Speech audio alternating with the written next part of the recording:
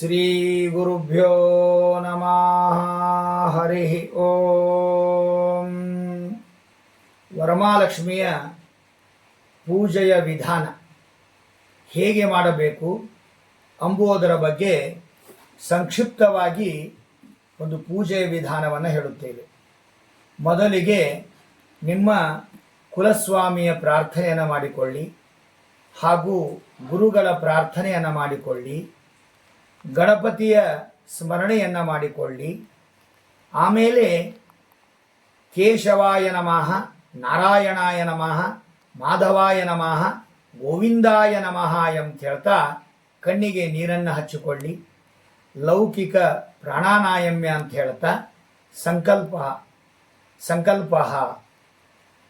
ಸಂವತ್ಸರೇ ವಿಶ್ವಾವಸುನಾಮ ಸಂವತ್ಸರೇ ದಕ್ಷಿಣಾಯಣೆ ಶ್ರಾವಣ ಮಾಸೆ ಶುಕ್ಲಪಕ್ಷೆ ಶುಭವಾಸರೆ ಶುಕ್ರವಾಸರೆ ಶುಭ ನಕ್ಷತ್ರೆ ಶುಭ ಯೋಗೆ ಶುಭ ಕರಣೆ ಶುಭ ತಿಥೌ ಮಮ ಉಪಾತ್ತ ಸಮಸ್ತ ದುರಿತಕ್ಷಯ ದ್ವಾರ ಶ್ರೀ ಮಹಾ ವರಮಹಾಲಕ್ಷ್ಮಿ ಪೂಜಾಂ ಪ್ರೀತ್ಯರ್ಥಂ ಷೋಡೋಪಚಾರ ಪೂಜಾಂ ಕರಿಷ್ಯೆ ಅಂತ ಹೇಳ್ತಾ ಗಣಪತಿಯ ಅಡಿಕೆ ಅಥವಾ ಅರಿಶಿನ ಪುಡಿಯಿಂದಲೋ ಅಥವಾ ಸಗಣಿಯಿಂದಲೋ ಗಣಪತಿಯನ್ನು ಪೂಜೆ ಮಾಡಬೇಕು.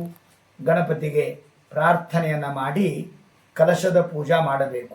ಕಲಶ ಸ್ಥಾಪನೆಯ ಮಂತ್ರವನ್ನು ಅನೇಕ ರೀತಿಯಾಗಿ ಹೇಳಿದ್ದಾರೆ. ಕನಿಷ್ಠ ಆ ಕಲಶದ ಮೇಲೆ ಕೈಯಿಟ್ಟು ನಾರಾಯಣ ಕ್ಲೀಂ ಕೃಷ್ಣಾಯ ನಮಃ, ವಾಸುದೇವಾಯ ನಮಃ, ಮಹಾಲಕ್ಷ್ಮಿ ಮಾತಾಯೇ ನಮಃ ಅಂತ ಹೇಳ್ತಾ ಅಲ್ಲಿ ಆವಾಹನೆ ಮಾಡಿ ಆಮೇಲೆ ವರಮಹಾಲಕ್ಷ್ಮಿಗೆ ಪ್ರಾಣ ಪ್ರತಿಷ್ಠೆ ಮಾಡಬೇಕು.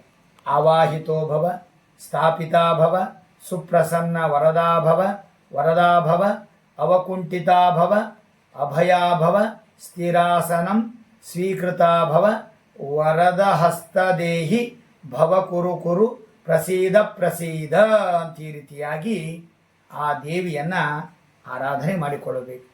ಅದೇ ರೀತಿಯಾಗಿ ದಾರವನ್ನು ಈ ದೇವಿಯ ಪದ್ಮಾಸನೆ ಪದ್ಮನಯನೇ ನಮಃ ಪ್ರಥಮ ಗ್ರಂಥಿಂ ಪೂಜಯಾಮಿ ಅಂತ ಹೇಳ್ತಾ ಆ ಮಂತ್ರವನ್ನು ದಾರಕ್ಕೆ ಗಂಟನ್ನು 12 ಗಂಟವನ್ನು ಹಾಕಿ ಅದನ್ನು ಪೂಜೆ ಮಾಡಿ ಆ ಹೆಣ್ಣು ಮಕ್ಕಳಿಂದ ಒಂದು ಹೂ ಮತ್ತು ದಾರವನ್ನು ಬಲಗೈಯಲ್ಲಿ ಧರಿಸಿಕೊಂಡೇ ಮಹಾಲಕ್ಷ್ಮಿಯ ಪೂಜೆಯನ್ನು ಮಾಡಿಸಬೇಕು. ವಾಯದಾನ ಅಂದರೆ ಲಕ್ಷ್ಮಿಯ ಮುಂದೆ ಒಂದು ಬಾಳೆ ಎಲೆ ಹಾಕಿ ಅಥವಾ ತಟ್ಟೆಯ ಹಾಕಿ ಅದರ ಮೇಲೆ ಅಕ್ಕಿ ಹಾಕಿ 2 ತೆಂಗಿನಕಾಯಿಯನ್ನು ಇಟ್ಟು ಅದರ ಮೇಲೆ ತಟ್ಟೆನೋ ಅಥವಾ ವಿಳೆದೆಲೆ ಇಟ್ಟು ಅದನ್ನು ಪೂಜೆ ಮಾಡಬೇಕು. ಅದಕ್ಕೆ ಕೆಲವು ಕಡೆ ಬೆಲ್ಲನೂ ಇಡುತ್ತಾರೆ, ತಾಂಬೂಲನೂ ಇಡುತ್ತಾರೆ, 2 ತೆಂಗಿನಕಾಯಿಯನ್ನು ಆದರೂ ಇಡುತ್ತಾರೆ. ವಾಯದಾನವನ್ನು ಮಾಡಿದರೆ ಪೂಜಾ ಫಲ ಸಿಗುತ್ತದೆ ಅಂತ ಈ ರೀತಿಯಾಗಿ ವರಮಹಾಲಕ್ಷ್ಮಿಯ ಪೂಜೆ ಪ್ರಾರಂಭ. ಆವಾಹನೆ ಮಾಡಿದ ಮೇಲೆ 2 ಬಾರಿ ನೀರು ಬಿಡುವುದು ಆಚಮನೀಯ ಅಂತ. ಅರ್ಘ್ಯ ಆದ ಮೇಲೆ ಶುದ್ಧೋದಕ ಹೂವಿನಿಂದ ನೀರು ಒಜ್ಜಬೇಕು. ಆಮೇಲೆ ಪಾದ್ಯ, ಮತ್ತೆ ಅರ್ಘ್ಯ, ಆಚಮನ, ಮತ್ತೆ ದೇವಿಗೆ ಪಂಚಾಮೃತ ಹೂ ತೆಗೆದುಕೊಂಡು ಹಾಲು, ಮೊಸರು ಅಂದರೆ ಮಜ್ಜಿಗೆ, ಮತ್ತು ಸಕ್ಕರೆ, ಜೇನುತುಪ್ಪ, ಫಲ, ಬಾಳೆಹಣ್ಣಿನಿಂದ ಅದನ್ನು ಸಿಂಪಡಿಸಿ ಉಷ್ಣೋದಕ ಸ್ನಾನ, ಅರ್ಷ್ಣೋದಕ ಸ್ನಾನ, ಗಂಧೋದಕ ಸ್ನಾನ, ಹೀಗೆ ಅನೇಕ ಸ್ನಾನಗಳನ್ನು ದೇವಿಗೆ ಮಾಡಿಸಿ ಗಂಧವನ್ನು ಹಚ್ಚಬೇಕು.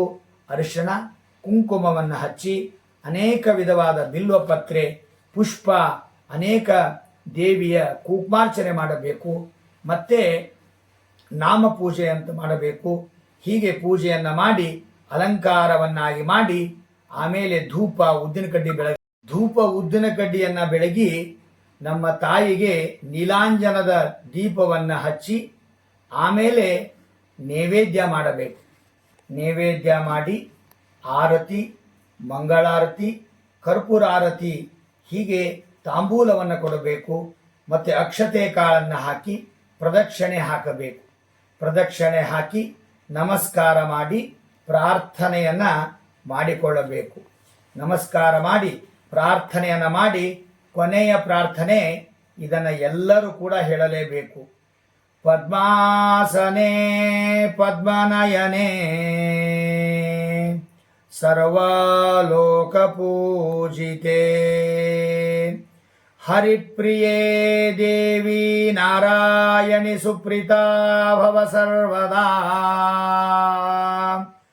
ಕ್ಷೀರೋದಾರ್ಣವ ಸಂಭೂತೆ ವಿಮಲೆ ವಿಖ್ಯಾತೆ ಲಕ್ಷ್ಮೀ ಸುಸ್ಥಿರತೆ ಭವ ಮೇ ಶ್ರೀ ವರಮಹಾಲಕ್ಷ್ಮೀ ನಮೋಸ್ತುತೇ. ಹೀಗೆ ದೇವಿಗೆ ಕೊನೆಗೆ ಬೇಡಿಕೊಳ್ಳಬೇಕು. ಕೆಲವು ಕಡೆ ವರಮಹಾಲಕ್ಷ್ಮಿಯ ಅಷ್ಟಕವನ್ನು ಕೂಡ ಹೇಳುತ್ತಾರೆ. ಹೀಗೆ ತಾಯಿಗೆ ಒಂದು ವಿಶೇಷವಾದ ಮಂಗಳ ನೀರಾಂಜನ ಪುಷ್ಪಾಲಂಕಾರ ನಮ್ಮ ತಾಯಿಗೆ ಬಹಳ ಪ್ರೀತಿ. ಹೀಗೆ ಮಾಡಿ ಕೊನೆಗೆ ಎಲ್ಲ ಪೂಜಾದ ಬಳಿಕ ಗಂಡ ಯಜಮಾನನಿಗೆ ನಮಸ್ಕಾರ ಮಾಡಬೇಕು. ಆಕಳ ಪೂಜೆ ಮಾಡಿ ಗೋಗ್ರಾಸವನ್ನು ಕೊಟ್ಟಾಗ ಇದು ವರಮಹಾಲಕ್ಷ್ಮಿ ಆಗ್ತದೆ. ವರಮಹಾಲಕ್ಷ್ಮಿ ಪೂಜೆ ಮಾಡೋದರಿಂದ ನಿಮಗೂ ನಿಮ್ಮ ಯಜಮಾನರಿಗೂ ಮಕ್ಕಳಿಗೂ ತಂದೆ ತಾಯಿ ಅತ್ತಿ ಮಾವ ಬಂಧು ಇಡೀ ನಮ್ಮ ಕರ್ನಾಟಕ ಮಹಾರಾಷ್ಟ್ರಕ್ಕೆ ಅಷ್ಟೇ ಅಲ್ಲ ಭರತ ಖಂಡಕ್ಕೆ ಮತ್ತು ಇಡೀ ವಿಶ್ವಕ್ಕೆ ಆ ನಿಮ್ಮ ಪೂಜೆಯ ಪ್ರಸಾದ ಆ ದೇವಿಯ ಅನುಗ್ರಹ ನಿರಂತರ ನಿಮ್ಮ ಮೇಲೆ ಇರುತ್ತದೆ ಅಂತ ಹೇಳ್ತಾ ಈ ಪೂಜಾ ಕಾರ್ಯ ನೀವು ಮಾಡಿ ಮತ್ತೊಬ್ಬರಿಗೂ ಹೇಳಿ ಧರ್ಮ ಉಳಿಸಿ ಬೆಳೆಸಿ ತಾಯಿಯ ಅನುಗ್ರಹಕ್ಕೆ ಪಾತ್ರರಾಗಿ. ನನ್ನ ಮಾತಿಗೆ ಅಲ್ಪ ವಿರಾಮ ಇಷ್ಟೇ ಸಾಕು. ಶ್ರೀಕೃಷ್ಣ ಅರ್ಪಣಮಸ್ತು.